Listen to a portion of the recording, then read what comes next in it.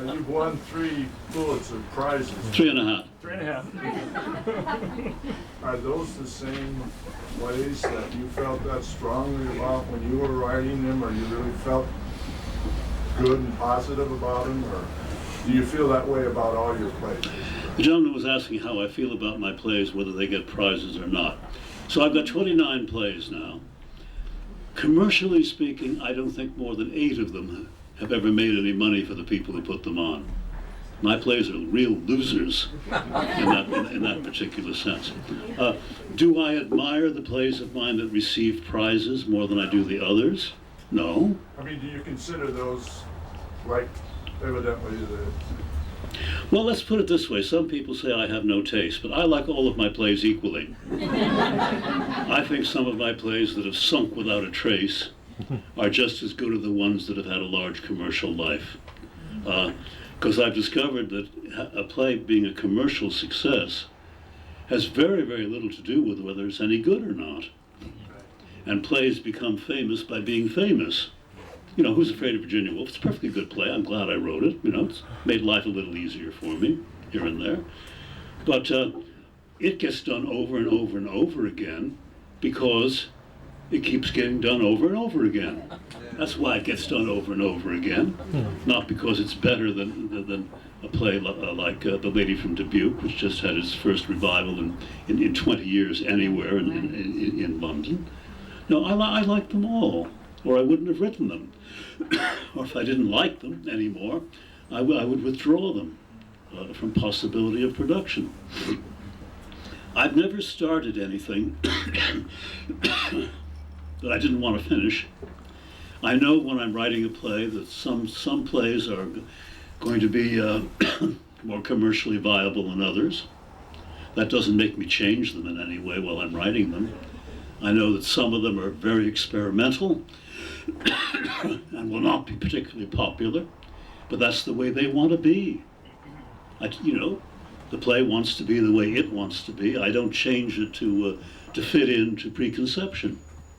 And so some of my plays get a lot more productions than others, which does, does not necessarily make them any better than any of the others. That's simple. I'm wondering if there are perhaps 1 or 2 more questions. Would that be all right? 1, 2, 3 more questions? Hey, sure. From the lady in the back over here to your right. Would you stand up, please, ma'am? Did the work of either James Joyce or Marcel Proust have any influence on your life and your work? Now, you're talking about Joyce and Proust. What did you say? Did their works have any effect on your life and your work? Did the work of James Joyce and Marcel Proust have any effect on my life? Well, to paraphrase what Igor Stravinsky said when he accepted a commission by the Boston Symphony Orchestra for a piece, he said, "I dedicate this piece to the glory of God and the Boston Symphony Orchestra, and I'd be a damn fool if I didn't." I feel that I dedicate my work to having had the experience of a great number of extraordinary writers. My admiration for Proust is extraordinary. My admiration for James Joyce is extraordinary. I've been influenced, I hope, usefully, more by good people than bad people. Though I do tell my students, don't only read masterpieces. You'll never write a play if you write a masterpiece. You'll quit. Read some bad plays too. You can find that you can do better than that. We absorb so many stimuli.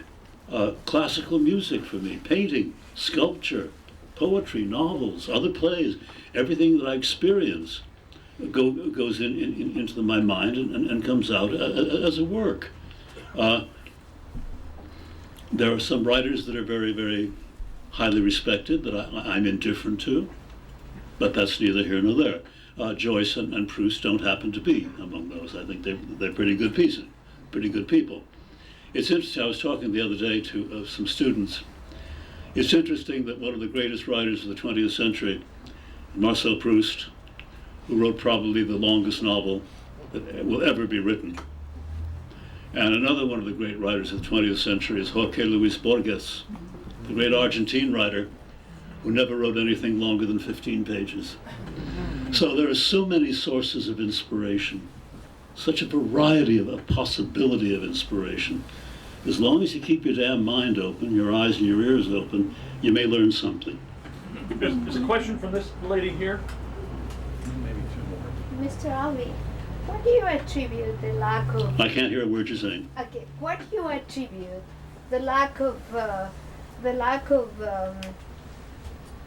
idealism and apathy of the youth, and how do you think that's going to impact the creative force for future generations?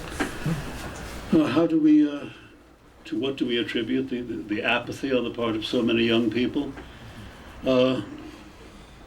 Being taught and educated that that's the way they should be, perhaps. That there are many more values rather than intellectual and aesthetic values. That economic security and belonging to the mass rather than being individual are the most important things. We have one of the worst educational systems that I know of in this country. No more than 5% of the kids who are educated in public schools in this country get a halfway decent education. The rest are just basically thrown through. We have a terrible education system. And the bad thing is we are not educating people in all of the things that matter. To what extent are kids in our schools given political education, American history education? Are they taught about what started the United States, the principles of the revolution? Are they taught much about world history and comparative thought? Are kids even taught how to think? Most kids are just being pushed through from grade to grade with this, and here is one of the most terrifying assumptions, that everybody is supposed to know by the time they get out of high school how they plan to spend the rest of their lives. And now kids in the last year in their high school are being asked to indicate what their major is going to be in college, when most of them haven't been given an education that can get them anywhere near a college. The apathy results from not being exposed to the things that destroy apathy. A question from the young playwright. I'm wondering, you mentioned we're just now talking about the apathy, and earlier you talked about the political situation, or the lack of involvement and the kind of complacency that we have in our political situation. And then also you were talking about the laziness of audiences when we go to see plays. And most of us here are audience members. That's the farthest our role is in theater. So I'm wanting to know, I think that they're all connected, that the apathy and the laziness in the theater as audiences is related. And I'm wondering also, the goat, I hope you hear this correct how I intend it. The goat won a Tony, and to me that surprised me, because it's such a brave play, and I don't find that the Tony Awards necessarily awards bravery in theater. And I'm wondering if that was a surprise to you that was awarded a Tony Award. Was my play The Goat a surprise to me that it won the Tony Award? A mild surprise, yes, even though I knew it was the best play around that year. It was a trifle chancy, Yes. and the number of people who kept walking out every performance was very encouraging to me. But we're moving away from your real question, which is what? Which is how these are all happening at the same time. The theater that is not challenging people, or people are not expecting challenge from theater, and also accepting politics that are bankrupt. So that, I don't know what the question, I guess, instruct us how to be as audience members. Like, what should we seek from our plays or our politicians? It all comes down to that very, very simple matter. We can have anything we want in this country, since we are still a democracy. We can have an educated a school system that educates our kids. We can have a voting population that knows what it's voting about, knows something about the issues, knows something about the values of the people who are running for Congress.